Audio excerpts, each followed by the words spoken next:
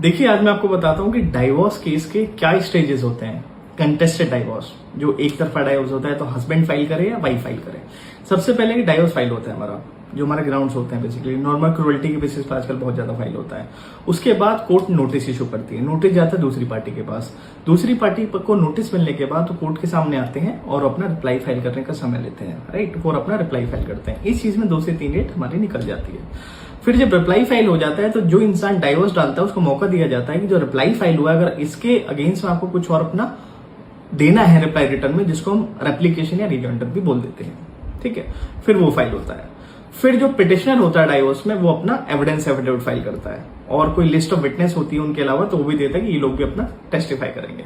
Evidence affidavit on record होकर exhibit होता है, फिर उसकी क्रॉस एग्जामिनेशन शुरू होती है, जो कि दूसरी पार्टी करेगी रिस्पोंडेंट साइड। जब पिटिशनर के सारे एविडेंस हो जाते हैं कंप्लीट, तो फिर आती है रिस्पोंडेंट की बारी।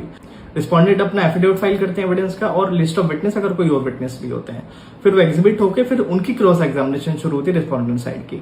फिर जब दोनों की क्रॉस एग्जामिनेशन कंप्लीट हो जाती है, एविडेंस कंप्लीट हो जाते हैं, तो फिर फाइनल आर्गुमेंट्स के लिए मैटर को रख दिया जाता है और फिर फाइनल आर्गुमेंट्स हो जाते हैं। अब इसमें लमसम कितनी डेट जाती है? नॉर्मली आप मान लो कि अब 12 से 13 डेट के आसपास, 14 भी डेट और नॉर्मली लग जाती है।